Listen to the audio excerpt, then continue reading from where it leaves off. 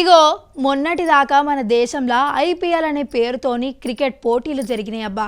అంటే ఒక దేశం జట్టుతోని ఇంకో దేశం జట్టు పోటీ పడకుండా అన్ని దేశాలలో ఉన్న ఆటగాళ్లను ఒక్క దగ్గరికి చేర్చి వాళ్ళను ఏరే ఏరే జట్ల తిరగజేసి గప్పుడు పోటీలు పెడతారు అన్నట్లు. క్రికెట్ ఆట గురించి తెల్వనోళ్లకు కాదుల్లో గా ఆట అంటే పెద్దగా తెల్వనోళ్ళు కూడా ఐపీఎల్ అంటే టక్కున లేచి కూర్చుంటారు అన్నట్లు.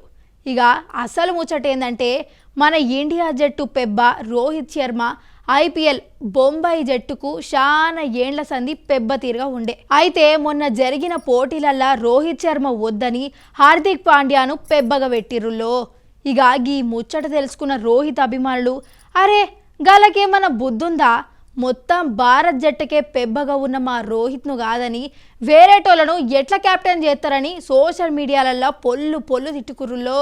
గా టైంలో అప్పుడు పెబ్బగున్న పాండ్యాను కూడా కొంచెం అరుచుకున్నారు రోహిత్ అభిమానులు. ఇక మొన్న జరిగిన 2020 దునియా కప్పు షేదారిపోతుందుల్లో అనుకున్న టైంలో లాస్ట్ ఓవర్ బౌలింగ్ చేసిన పాండ్యా అవతల జట్లతోని రన్లు ఇవ్వకుండా 2 వికెట్లు తీసి మన ఇండియాను అద్భుతమైన విజయం అందించిండు.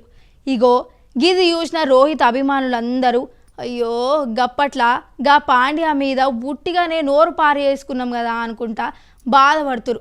కొందరైతే టీవీలల్లా పాండ్యా వీడియోలు పెట్టుకొని టీవీకే బొట్లు పెట్టి దండలు వేసి మొక్కుతున్నారు అన్నట్లు. పాండ్యా అన్న నువ్వు చాలా గ్రేటు, మా రోహిత్ కోరికనే కాదు 150 కోట్ల భారతీయుల కలను నిజం చేసినావు అనుకుంటా పూజలు ఎత్తున్నారు.